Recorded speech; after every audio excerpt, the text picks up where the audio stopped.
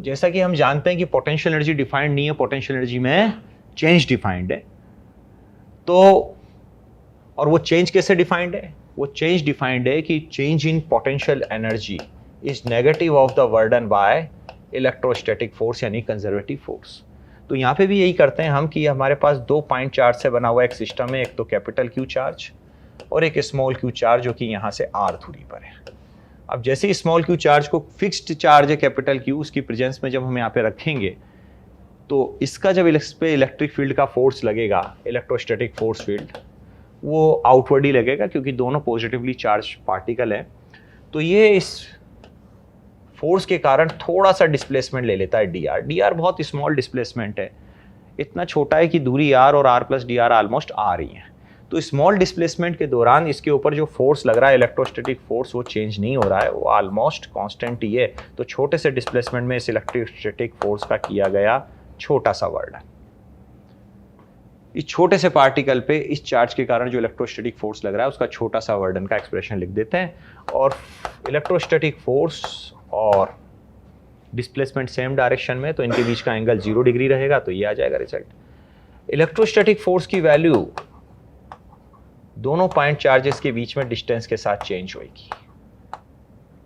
अब ये charge particle अगर मान लीजिए इस तरह से रिपल होता हुआ r1 डिस्टेंस पे ये पहले था और फिर ये रिपल होते होते r2 डिस्टेंस पे चला जाता है, तो इस पे टोटल इलेक्ट्रोस्टैटिक फोर्स का जो वर्डन होएगा वो यहां से निकल के आ जाएगा। We can integrate it for what distance, for r1 distance to r2 distance. इसको इंटीग्रेट कर देते हैं तो इलेक्ट्रोस्टैटिक फोर्स का वर्डन निकल के आ जाएगा।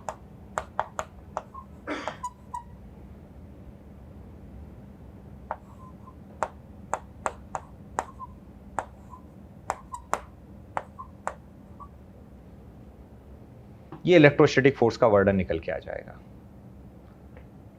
और इस वर्डन की वैल्यू जो निकल के आएगी दैट इज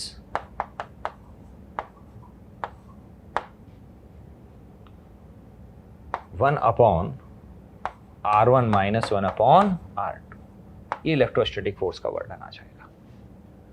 अब यहां पे ये इलेक्ट्रोस्टैटिक फोर्स का वर्डन जब मैं यहां पे उठा के रख देता हूं तो पोटेंशियल एनर्जी में जो चेंज है that is negative of the work done by the conservative electrostatic force. ये चेंज जो निकल के आएगा वो ये वाला निकल के आ जाएगा कि इन दो पॉइंट चार्ज से जो बना हुआ सिस्टम है, उस सिस्टम के अंदर जब ये particle Q1 charge, small Q charge का जो पार्टिकल का था, वो शुरुआत में यहां से R1 दूरी पर था भाई, और ये रिपल होकर के यहां से R2 दूरी तक चला गया।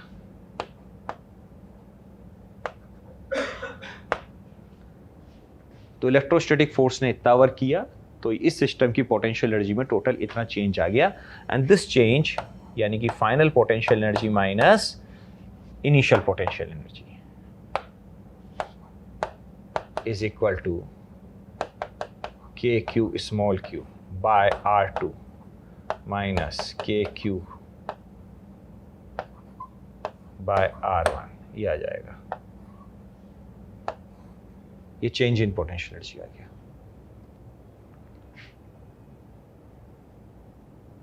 तो किसी भी सिस्टम की, जैसे कि दो पॉइंट चार्जेस से बना हुआ सिस्टम है, इस सिस्टम की पोटेंशियल एनर्जी में आप चेंज इस तरह से लिख सकते हो। अब ये पोटेंशियल एनर्जी में चेंज जो है वो तो लिख सकते हैं, लेकिन अगर आपको सिर्फ दो पॉइंट चार्ज के बीच में अगर कोई डिस्टेंस r है तो उस टाइम कितनी पोटेंशियल एनर्जी होगी वो लिखनी है। वो कैसे लिखेंगे? तो हम जानते हैं पोटेंशियल एनर्जी में चेंज तो डिफाइंड है, लेकिन पोटेंशियल एनर्जी को अगर लिखना हो तो कहीं ना कहीं कोई ना कोई रेफरेंस मान के लिखा जाता है। तो जनरली यहाँ पे इलेक्ट्रोस्टेट में रेफरेंस जो लिया जाता है वो इनफाइनाइट पे जीरो पोटेंशियल एनर्जी का लिया जाता है। तो अगर मैं ये मान लूँ कि फाइनली R2 डिस्टेंस जो है वो एक इनफाइनाइट डिस्टेंस है और यहाँ पे फाइनल पोटेंशियल एनर्जी सिस्टम की अगर जीरो हो जाती है तो R1 दूरी R के बराबर है और यहाँ पे इनिशियल पोटेंशियल एनर्जी की वैल्यू बेटा U है, तो U की वैल्यू निकल के आ जाएगी that is what K capital Q small q by what R। ये निकल के आ जाएगी। तो ये दो पॉइंट चार्ज से बने हुए सिस्टम की जो पोटेंशियल एनर्जी का एक्सप्रेशन है केवल तभी वैलिड है जब उनके बीच में जो है डिस्टेंस R हो और ये मान के लिखी जा रही है पोटेंशियल एनर्जी कि जब इनमें इनफाइनाइट सेपरेशन होएगा तो सिस्टम की पोटेंशियल एनर्जी जीरो हो जाएगी। तो it is the potential energy between two point charges. और अगर पॉइंट चार्जेस दो ना होकर के मान लीजिए कई सारे पॉइंट चार्जेस हैं, Q1 है, Q2 है, Q3 है, Q4 है, ये आपके पास ये एक सिस्टम है पॉइंट चार्जेस का। अब इनके बीच में कोई ना कोई डिस्टेंसेस है, तो इस पूरे सिस्टम की अगर आपको इलेक्ट्रोस्टैटिक पोटेंशियल एनर्जी लिखनी है तो हर दो पेयर्स के बीच की पोटेंशियल एनर्जी लिखो। उसमें इन दो पेयर्स के बीच में डिस्टेंसेस मालूम होनी चाहिए आपको, ये भी, ये भी, ये भी, ये भी। तो हर दो पेयर के बीच की लिखो, इस पेयर के बीच की भी, इस पेयर के बीच की भी, इस पेयर के बीच में भी, इन पेयर के बीच में भी, और इवन इस पेयर के बीच में भी और इस पेयर के बीच में भी।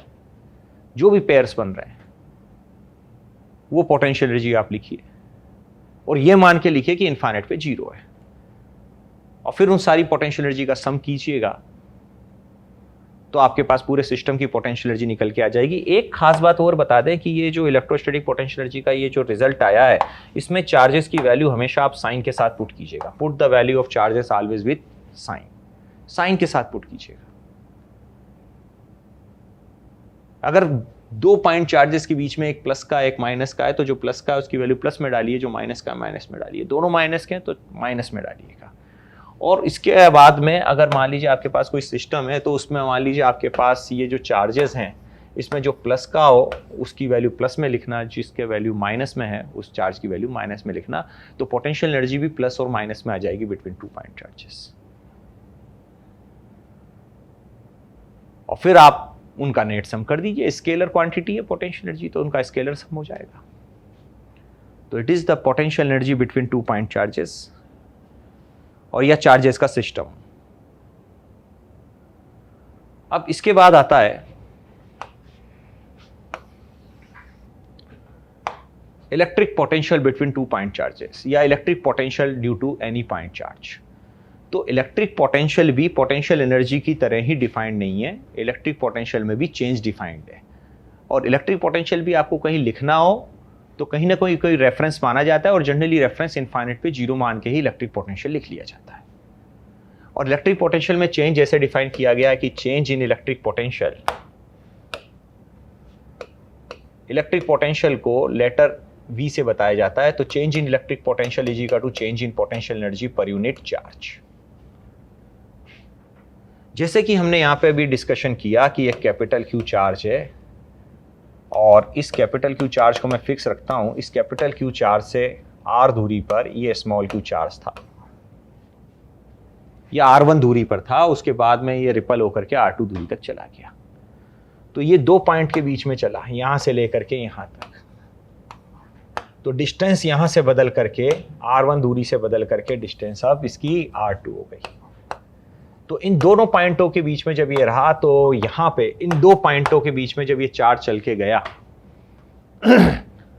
तो इस सिस्टम की जो पोटेंशियल एनर्जी में जो चेंज आया उस चेंज की वैल्यू ये वाली थी।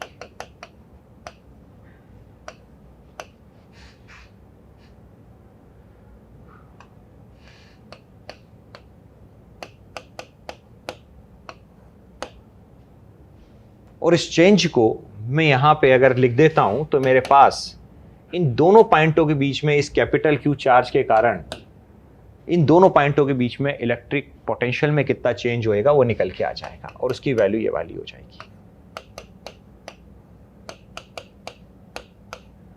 जैसा कि यहां पे बोला है कि स्मॉल q चार्ज जब यहां से यहां तक चल के जाता है तो इलेक्ट्रोस्टैटिक पोटेंशियल एनर्जी में इतना चेंज आ जाता है। तो यूनिट चार्ज जब यहां से यहां तक चल के जाएगा तो इन दोनों पॉइंटों के बीच में जो पोटेंशियल एनर्जी में चेंज होता है, तो इन दोनों पॉइंटों के बीच में यूनिट चार्ज के चल के जाने से, क्यू चार्ज के चल के जाने से नहीं, यूनिट पॉजिटिव चार्ज के चल के जाने से जो सिस्टम की पोटेंशियल एनर्जी में चेंज रहेगा वो इन दोनों पॉइंटों के बीच में चेंज इन इलेक्ट्रिक पोटेंशियल होएगा कैपिटल Q चार्ज के कारण, और उसकी वैल्यू ये आ जाती है।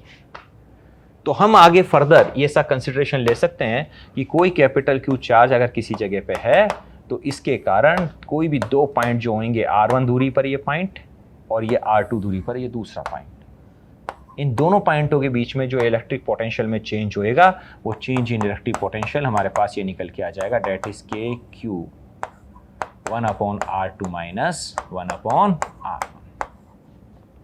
और यहां पे भी ये कंसिडरेशन ले सकते हो कि पोटेंशियल में चेंज डिफाइंड है, पोटेंशियल डिफाइंड नहीं है। अगर कैपिटल क्यू चार्ज के कारण किसी जगह पे अगर इलेक्ट्रिक पोटेंशियल लिखना है तो कहीं ना कोई रेफरेंस मानना पड़ेगा। और जनरली हम रेफरेंस ये मानते हैं कि अगर इनफाइनाइट डिस्टेंस हो जाए तो वहां पे जो फाइनल पोटेंशियल होएगा वो क्या मान लेंगे, जीरो। तो अगर आर दूरी पर अगर आपको अब पोटेंशियल लिखना हो तो उस पोटेंशियल की वैल्यू निकल के आ जाएगी यार। चेंज इन पोटेंशियल होता है that is final minus initial, तो इसकी वैल्यू निकल के आ जाएगी आपके पास 0 माइनस वी। और यहाँ पे आप R2 की वैल्यू इन्फाइनाइट रखिए, 1/इन्फाइनाइट बिकम्स 0 और R1 की वैल्यू R रखिए, तो आपके पास पोटेंशियल की वैल्यू जो निकल के आएगी डेट इज के capital Q by small r। तो कोई भी आपके पास पॉजिटिव चार्ज है तो उससे अगर R दूरी पर आपको अगर इलेक्ट्रिक पोटेंशियल लिखना है तो यहाँ पे इलेक्ट्रिक पोटेंशियल ये लिख सकते हो, इसके कारण ये कंसिडर करके कि इन्फाइनाइट दूरी पे पोटेंशियल 0 है। और इसको डिफाइन भी कर सकते हो, किसी पॉइंट चार्ज के कारण R दूरी पर जो पोटेंशियल होएगा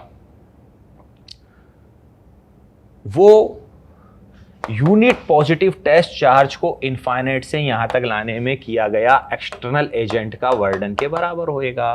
यहां पे इलेक्ट्रिक पोटेंशियल को हम 0 मान लेते हैं, इधर 0 माना है तो R दूरी पर ही आ गया है।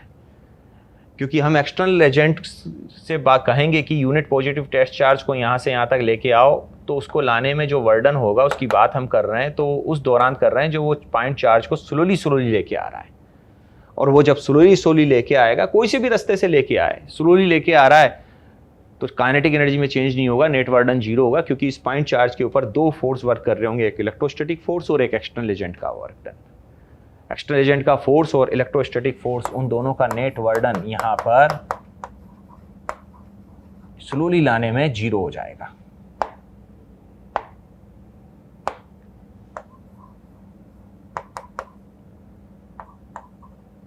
तो एक्सटर्नल एजेंट का जो वर्डन होगा उसकी value negative of the work done by electrostatic force के बराबर होगी। और negative of the work done by electrostatic force जो होता है वो चेंज इन पोटेंशियल एनर्जी के बराबर होता है, या फिर यूं बोल दो change in potential energy per unit charge के बराबर भी हो जाएगा अगर यूनिट चार्ज को लेके आ रहे हैं तो। क्योंकि change in potential energy negative of the work done by electrostatic force होती है, तो इलेक्ट्रोस्टैटिक फोर्स का वर्डन चेंज इन पोटेंशियल एनर्जी के बराबर होएगा। इलेक्ट्रोस्टैटिक फोर्स का वर्डन का negative change in potential energy के बराबर होगा, और वो यहाँ पे अपन उठा के एक्सटर्नल एजेंट के बराबर रखेंगे तो चेंज इन पोटेंशियल एनर्जी मिल जाएगी। और change in potential energy per unit charge change in potential होता है। तो आप डायरेक्टली यहाँ पे डेफिनेशन भी दे सकते हैं, किसी पॉइंट पर कैपिटल क्यू चार्ज के कारण इलेक्ट्रिक पोटेंशियल क्या होएगा, किसी पॉइंट पर कैपिटल क्यू चार्ज के कारण जो इलेक्ट्रिक पोटेंशियल होगा वो एक्सटर्नल एजेंट के कारण इनफाइनाइट से यूनिट पॉजिटिव टेस्ट चार्ज को इनफाइनाइट से R दूरी तक लाने में किया गया वर्डन होगा। अब ये तो बात आ गई इलेक्ट्रिक पोटेंशियल या इलेक्ट्रिक पोटेंशियल में चेंज की। और इलेक्ट्रिक पोटेंशियल के अंदर भी आप ये चीज ध्यान में रखना कि यहां पे जब चार्ज की वैल्यू को आप पुट करें तो put the value of charge with sign. यहां पे चार्ज की वैल्यू हमेशा साइन के साथ ही रखें, क्योंकि इलेक्ट्रोस्टैटिक पोटेंशियल जो है किसी पॉइंट पर वो भी electrostatic potential energy per unit charge ही है। एक तरह से electrostatic potential energy per unit charge ही है, तो यहां पे भी आप चार्ज की वैल्यू विथ साइन ही पुट करें इलेक्ट्रिक पोटेंशियल की वैल्यू को लिखते टाइम।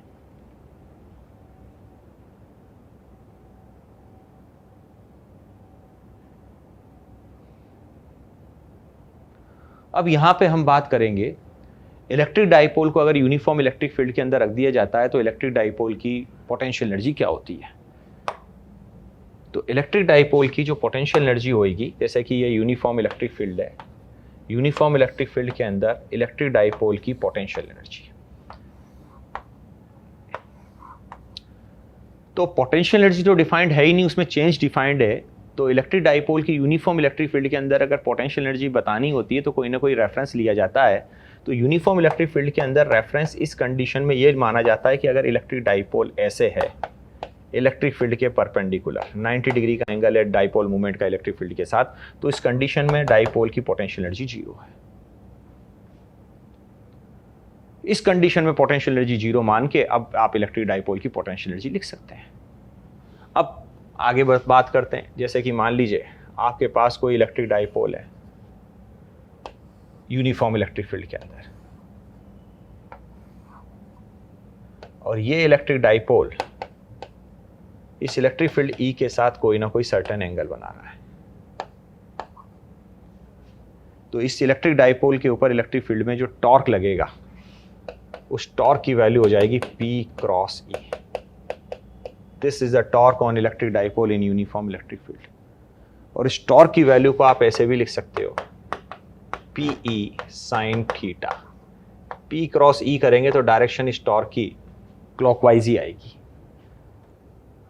अब इलेक्ट्रोस्टैटिक फोर्स का टॉर्क अगर इस डाइपोल पे क्लॉकवाइज लग रहा है तो मैं क्या करता हूं, इस डाइपोल को थोड़ा सा एंटी क्लॉकवाइज रोटेट और कर देता हूं, यानी कि मैं इस थीटा एंगल के बाद में इसको फर्दर डी थीटा एंगल और मैं एंटी क्लॉकवाइज मोड़ देता हूं। तो मैं जब इसको रोटेट कराऊंगा एंटी क्लॉकवाइज तो मेरा लगने वाला यानी एक्सटर्नल एजेंट का लगने वाला फोर्स एंटी क्लॉकवाइज एक्ट होएगा।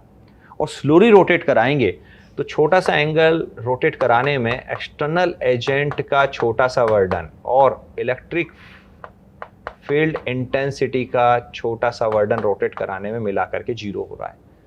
तो यहाँ पे जो छोटा सा पोटेंशियल एनर्जी में चेंज आएगा इस इलेक्ट्रिक डाइपोल के, वो negative of the work done by external agent हो जाएगा। फोर्स फील्ड होएगी और इलेक्ट्रोस्टैटिक फोर्स फील्ड की वैल्यू यहां से हम उठा के रखेंगे तो आपके पास ये चेंज इन पोटेंशियल एनर्जी जो होगी वो एक्सटर्नल एजेंट के किए गए वर्डन के बराबर होगी। तो एक्सटर्नल एजेंट ने जब इसको रोटेट किया तो उस वर्क करने में उसकी एनर्जी जो लॉस हुई वो इसकी पोटेंशियल एनर्जी के चेंज की फॉर्म में यानी पोटेंशियल एनर्जी की बढ़ोतरी की फॉर्म में सिस्टम में स्टोर हो जाएगी, क्योंकि एनर्जी दुनिया में कंजर्व ही रहती है। अब यहाँ पे एक्सटर्नल एजेंट ने कितना वर्क किया वो यहाँ पे पोटेंशियल एनर्जी के चेंज के अंदर स्टोर हो जाएगा, इंक्रीमेंट जो होएगा पोटेंशियल एनर्जी में उस फॉर्म में स्टोर हो जाएगा। और एक्सटर्नल एजेंट जो वर्क कर रहा है उसकी वैल्यू इलेक्ट्रोस्टैटिक फोर्स फील्ड के किए गए वर्डन के बराबर ही होगी। इलेक्ट्रोस्टैटिक फोर्स फील्ड कैसे वर्क कर रहा है, तो work done by electrostatic force field during the small angular displacement d theta, वो इलेक्ट्रोस्टैटिक फोर्स का लगने वाला torque dot d theta. Electrostatic force का टॉर्क लग रहा है क्लॉकवाइज, एंगुलर डिस्प्लेसमेंट हो रहा है एंटी क्लॉकवाइज, तो इन दोनों के बीच में एंगल 180 का होएगा। और ये आ जाएगा माइनस इलेक्ट्रोस्टैटिक फोर्स का टॉर्क डॉट डी थीटा है इनटू डी थीटा, माइनस में आएगा क्योंकि एक दूसरे के अपोजिट है। अब ये टॉर्क की वैल्यू जो इलेक्ट्रोस्टैटिक फोर्स का टॉर्क लग रहा है इसकी वैल्यू यहां पे आप उठा के रख दीजिए। और बड़े एंगुलर डिस्प्लेसमेंट के लिए इलेक्ट्रोस्टैटिक फोर्स फील्ड, और इलेक्ट्रोस्टैटिक फोर्स फील्ड का वर्डन का जब हम यहां पे माइनस कर देते हैं इस जगह पे, तो हमारे पास एक्सटर्नल एजेंट का वर्डन आ जाता है। अब इलेक्ट्रोस्टैटिक फोर्स फील्ड का वर्डन जब हमारे पास आ गया तो हम चेंज इन पोटेंशियल एनर्जी की वैल्यू लिख सकते हैं, negative of the work done by electrostatic force field is equal to change in potential energy of electric dipole, तो उसकी वैल्यू ये आ जाएगी PE cos theta 1 minus cos theta 2। ये इलेक्ट्रिक डाइपोल की पोटेंशियल एनर्जी में चेंज आ गया। अब यहां पे अगर थीटा शुरुआत में 90 डिग्री का है तो वहां पे पोटेंशियल एनर्जी हम जो है वो इनिशियली 0 मान लेंगे। तो किसी भी एंगुलर पोजीशन थीटा पे जो पोटेंशियल एनर्जी की वैल्यू रहेगी भाई वो निकल के आ जाएगी। तो चेंज इन पोटेंशियल एनर्जी होती है U2 minus U1 is equal to PE cos theta 1 minus cos theta 2, और यहाँ पे थीटा 1 की वैल्यू 90 रखेंगे, U1 की वैल्यू 0 रखेंगे, तो U2 की वैल्यू किसी भी एंगुलर पोजीशन थीटा पे U की वैल्यू जो आएगी वो आ जाएगी minus PE cos of theta, जिसको आप डॉट प्रोडक्ट की मदद से P डॉट E भी लिख सकते हैं। ये इलेक्ट्रिक डाइपोल की पोटेंशियल एनर्जी है और ये मान के लिखी गई है कि जब 90 डिग्री का एंगल होएगा इलेक्ट्रिक फील्ड इंटेंसिटी के बीच में और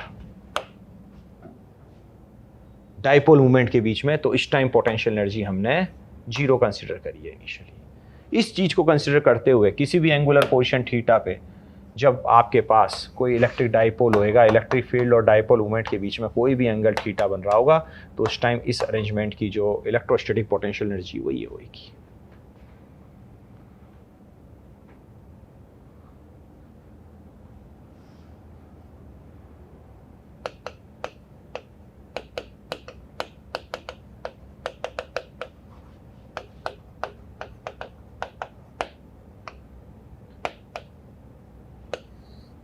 इक्विपोटेंशियल सरफेस एक ऐसी सरफेस रहती है जिसके हर पॉइंट पर इलेक्ट्रिक पोटेंशियल की वैल्यू सेम होती है। ये इसकी एक प्रॉपर्टी है। इक्विपोटेंशियल सरफेस को जब भी इलेक्ट्रिक फील्ड लाइंस क्रॉस करके जाएंगी तो इलेक्ट्रिक फील्ड लाइंस हमेशा इक्विपोटेंशियल सरफेस को परपेंडिकुलरली क्रॉस करती हैं। हमेशा electric field lines equipotential surface के परपेंडिकुलरली पास होंगी, और इसी कारण से इलेक्ट्रिक फील्ड लाइंस पे खींचा गया टेंजेंट यानी कि इलेक्ट्रिक फील्ड की जो डायरेक्शन होती है वो हमेशा इक्विपोटेंशियल सरफेस के परपेंडिकुलर रहेगी। Equipotential surface due two point charge, कोई भी पॉइंट चार्ज हो तो इसके कारण अगर किसी पॉइंट पर अगर हम इलेक्ट्रिक फील्ड देखें एक सर्टेन डिस्टेंस r पे, तो हर तरफ रेडियल डायरेक्शन में हर तरफ सेम होएगा, राइट भी, लेफ्ट भी, ऊपर भी, नीचे भी, बाहर भी, अंदर भी। तो इसके कारण हमेशा r दूरी पर इलेक्ट्रिक पोटेंशियल की वैल्यू KQ/R के हिसाब से हर जगह सेम आएगी। तो पॉइंट चार्ज के कारण जो इक्विपोटेंशियल सरफेस बनती है वो हमेशा एक स्फेरिकल शेप में बनती है, और इलेक्ट्रिक फील्ड की डायरेक्शन हमेशा इस इक्विपोटेंशियल सरफेस के परपेंडिकुलर रहती है एवरीवेयर। ये इक्विपोटेंशियल सरफेस है। यहाँ R1 दूरी पर आपके पास इक्विपोटेंशियल सरफेस ज़्यादा पोटेंशियल वाली होगी, R2 दूरी पर जाएंगे तो डिस्टेंस बढ़ गई तो इक्विपोटेंशियल सरफेस जो है वो कम पोटेंशियल वाली होगी, क्योंकि डिस्टेंस के साथ पोटेंशियल डिक्रीज होता जाता है। यहाँ पे पोटेंशियल थोड़ा सा डिक्रीज हो गया होगा डिस्टेंस बढ़ने पर। इनफाइनाइट चार्ज शीट होगी, ये चार्ज शीट इनफाइनाइट है। यहाँ पे चार्ज यूनिफॉर्मली सरफेस पे डिस्ट्रीब्यूटेड है मेरे भाई। ये इनफाइनाइट ऊपर भी, नीचे भी, राइट भी और लेफ्ट भी। अब यहाँ पे जो इक्विपोटेंशियल सरफेस होंगी, क्योंकि इलेक्ट्रिक फील्ड डिस्टेंस के साथ चेंज नहीं होता है, तो यहाँ पे इक्विपोटेंशियल सरफेस एक प्लेन इक्विपोटेंशियल सरफेस होंगी।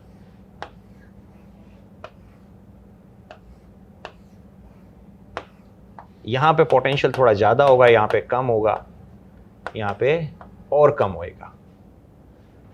जैसा कि यहाँ पे देखिए इलेक्ट्रिक फील्ड की डायरेक्शन में हम चले तो पोटेंशियल में डिक्रीमेंट आया। यहाँ पे इलेक्ट्रिक फील्ड की डायरेक्शन इधर थी पॉइंट चार्ज के कारण, तो V1 पोटेंशियल ज़्यादा था, V2 पोटेंशियल कम था। तो फील्ड की डायरेक्शन में चलने पे इलेक्ट्रिक पोटेंशियल में डिक्रीमेंट आता है। तो यहाँ पे भी इनफाइनाइट चार्ज शीट के कारण जो इलेक्ट्रिक फील्ड की डायरेक्शन रहेगी वो सरफेस के परपेंडिकुलर रहेगी, तो आगे बढ़ने पर इलेक्ट्रिक पोटेंशियल में डिक्रीमेंट आता जाएगा। V1 पोटेंशियल ज़्यादा रहेगा, V2 कम रहेगा, V3 और कम रहेगा, V3 की वैल्यू और डिक्रीज हो जाएगी। और इलेक्ट्रिक फील्ड के जस्ट अपोजिट डायरेक्शन में चलने पे इलेक्ट्रिक पोटेंशियल की वैल्यू बढ़ती जाती है। फील्ड की डायरेक्शन में चलेंगे तो इलेक्ट्रिक पोटेंशियल की वैल्यू कम होती जाएगी। इलेक्ट्रिक फील्ड की डायरेक्शन हमेशा इक्विपोटेंशियल सरफेस के परपेंडिकुलर रहेगी, या फिर यूं बोल दें इलेक्ट्रिक फील्ड लाइंस हमेशा इक्विपोटेंशियल सरफेस के परपेंडिकुलर रहेंगी। इसके अलावा अगर मान लीजिए आपके पास एक इनफाइनाइट लाइन चार्ज है, जैसे कि ये इनफाइनाइट लाइन चार्ज है, तो इस इनफाइनाइट लाइन चार्ज के कारण जो इलेक्ट्रिक फील्ड इंटेंसिटी होती है वो भी रेडियली आउटवर्ड होती है। तो यहाँ पे जो इक्विपोटेंशियल सरफेस होंगी वो सिलेंड्रिकल शेप में रहेंगी। ये इक्विपोटेंशियल सरफेस सिलेंड्रिकल की शेप में है, तो यहाँ पे भी इलेक्ट्रिक फील्ड रेडियली आउटवर्ड रहेगा। तो आप देखिए फील्ड की डायरेक्शन में चलने पे इलेक्ट्रिक पोटेंशियल कम होता जाएगा। ये जो इक्विपोटेंशियल सरफेस है ये सिलेंडर की शेप में है, यहाँ के हर पॉइंट पर इलेक्ट्रिक पोटेंशियल सेम रहेगा, यहाँ के हर पॉइंट पे सेम रहेगा, लेकिन V1 ज़्यादा रहेगा, इस सरफेस का इलेक्ट्रिक पोटेंशियल ज़्यादा होगा, V2 का कम होगा। एक चीज़ और, हम जनरली चार्ज का जो मूवमेंट है वो स्लोली कराने पर ही एक्सटर्नल एजेंट का वर्डन देखते हैं, और हम ये जानते हैं कि स्लोली मूवमेंट के दौरान एक्सटर्नल एजेंट का जो वर्डन होएगा वो negative of the work done by electrostatic force field होता है। और इलेक्ट्रोस्टैटिक फोर्स फील्ड का जो वर्डन होता है उसका नेगेटिव ले लें तो वो चेंज इन पोटेंशियल एनर्जी के बराबर होएगा। और चेंज इन पोटेंशियल एनर्जी को हम वापस से ऐसे लिख सकते हैं कि change in potential energy equal to charge into change in potential. क्योंकि चेंज इन पोटेंशियल होता है change in potential energy per unit charge. तो जब कर सकते हो फाइनल माइनस इनिशियल जगह का पोटेंशियल। लेकिन अगर मान लीजिए कोई एक्सटर्नल एजेंट किसी चार्ज पार्टिकल को एक इक्यू पोटेंशियल सरफेस पे चला रहा हो, यहां से चलाते हुए वो चार्ज पार्टिकल को यहां तक लेके आया एक्सटर्नल एजेंट, तो एक ही इक्यू पोटेंशियल सरफेस पे एक्सटर्नल एजेंट ने चलाने का काम किया, तो इनिशियल और फाइनल पोटेंशियल इक्यू पोटेंशियल सरफेस पे सेम रहेगा, तो एक्सटर्नल एजेंट का जो वर्डन होएगा वो आपके पास जीरो आ जाएगा। हाँ, एक इक्यू पोटेंशियल सरफेस से दूसरी इक्यू पोटेंशियल सरफेस तक अगर वो ले जाता तो एक्सटर्नल एजेंट का वर्डन आ जाता। एक चीज और, एक रिलेशन होता है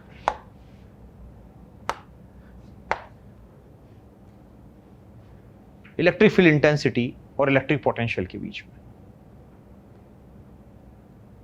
वो रिलेशन ये है कि हम जैसा कि लिखते हैं कि change in potential energy is equal to negative of the work done by electrostatic force. छोटा सा पोटेंशियल एनर्जी में चेंज, छोटा सा इलेक्ट्रोस्टैटिक फोर्स का वर्डन का नेगेटिव। और इलेक्ट्रोस्टैटिक फोर्स का वर्डन अपन ऐसे लिख सकते हैं, that is electrostatic force into small displacement, क्योंकि वेरिएबल भी हो सकता है, कांस्टेंट भी हो सकता है। वेरिएबल रहेगा तो फोर्स जो है वो इंटीग्रेशन के बाहर नहीं आएगा, कांस्टेंट हुआ तो बाहर आ जाएगा, कोई बात नहीं। तो इलेक्ट्रोस्टैटिक फोर्स का जो छोटा सा वर्डन होएगा वो अगर electrostatic force into small displacement करके लिखेंगे तो पोटेंशियल एनर्जी में छोटा सा चेंज आ जाएगा। और पोटेंशियल एनर्जी में चेंज पर यूनिट चार्ज अगर देख लिया जाए तो ये मेरे पास चेंज इन इलेक्ट्रिक पोटेंशियल आ जाता है। और इसकी वैल्यू अगर मैं देखूंगा electrostatic force divided by charge dot D R करेंगे तो हम जानते हैं इलेक्ट्रोस्टैटिक फोर्स पर यूनिट चार्ज जो होता है वो इलेक्ट्रिक फील्ड की इंटेंसिटी होता है। तो यहां से मेरे पास इलेक्ट्रिक फील्ड इंटेंसिटी और चेंज इन पोटेंशियल के बीच में रिलेशन आ गया। इलेक्ट्रिक पोटेंशियल में चेंज एक स्केलर क्वांटिटी है जो कि दो वेक्टर क्वांटिटी का डॉट प्रोडक्ट होता है। It is a relation between change in potential and electric field intensity. और इसको ऐसे भी डिस्क्राइब कर सकते हैं अपन कि अगर हम इलेक्ट्रिक फील्ड की ही डायरेक्शन में डिस्प्लेसमेंट डी आर सफर कर रहे हैं तो पोटेंशियल में जो चेंज आएगा वो मेरे पास आ जाएगा E D R cos zero. Cos zero की वैल्यू 1 हो गई। तो अगर हम फील्ड की डायरेक्शन में चलेंगे तो पोटेंशियल के डिस्टेंस के साथ चेंज होने की रेट का नेगेटिव जो होएगा, पोटेंशियल के डिस्टेंस के साथ चेंज होने की रेट का जो नेगेटिव होगा वो हमारे पास इलेक्ट्रिक फील्ड इंटेंसिटी की वैल्यू के बराबर होगा। लेकिन ये वाला एक्सप्रेशन हम तभी यूज़ करेंगे जब हमारे पास पोटेंशियल का जो डिक्रीमेंट हम देख रहे हैं वो फील्ड की डायरेक्शन में देख रहे हैं। और फील्ड की डायरेक्शन में नहीं देख रहे, फील्ड के साथ कोई एंगल बन रहा है डिस्प्लेसमेंट डी आर का, तो उस टाइम पोटेंशियल में जो चेंज आएगा वो ये आ जाएगा। तब ई और डी आर के बीच में एंगल जो है जीरो का ना होकर के कोई भी एंगल थीटा रहेगा तो वो एंगल थीटा आ जाएगा। It is a relation between electric field intensity and electric potential. आप ये पीपीटी के अंदर कुछ क्वेश्चंस हैं, मैं आपको दिए देता हूँ, उन क्वेश्चंस को आप अटेम्प्ट कीजिएगा और उसके आंसर्स आप अपने कमेंट बॉक्स में दीजिएगा। नाउ अब हम इस गिवन थ्योरी से रिलेटेड कुछ क्वेश्चंस जो हैं कि इलेक्ट्रिक फील्ड लाइंस जो है वो इक्विपोटेंशियल सरफेस के साथ कैसे रहती हैं परपेंडिकुलर की अलोंग, इलेक्ट्रिक फील्ड इंटेंसिटी की डायरेक्शन में इलेक्ट्रिक पोटेंशियल किस तरह से चेंज होता है, वर्डन एक्सटर्नल एजेंट का इक्विपोटेंशियल सरफेस पे चार्ज पार्टिकल को मूव कराते टाइम कितना होता है, potential energy between 2 point charges के बीच में जो होती है उसमें चार्जेस की वैल्यू साइन के साथ रखनी चाहिए कि नहीं, इलेक्ट्रिक फील्ड इंटेंसिटी की डायरेक्शन के जो है वो इक्विपोटेंशियल सरफेस के परपेंडिकुलर होती है कि नहीं होती है, चेंज इन electrostatic potential energy conservative force के साथ किस तरह से रिलेटेड रहती है, इलेक्ट्रोस्टैटिक पोटेंशियल एनर्जी जो रहती है वो एक्सटर्नल एजेंट के वर्डन के साथ किस तरह से रिलेटेड रहती है, पॉइंट चार्ज के कारण जो इक्विपोटेंशियल सरफेसेस बनती हैं वो कैसे बनती हैं, और इनफाइनाइट लाइन चार्ज के कारण जो चारों तरफ इक्विपोटेंशियल सरफेसेस रहती हैं वो किस शेप में रहती हैं, सिलेंड्रिकल रहती हैं कि नहीं रहती हैं। इनके जवाब आप अपने कमेंट बॉक्स में डालिएगा और उसके बाद आंसर की से आप उसका टैली कीजिएगा। Thank you very much.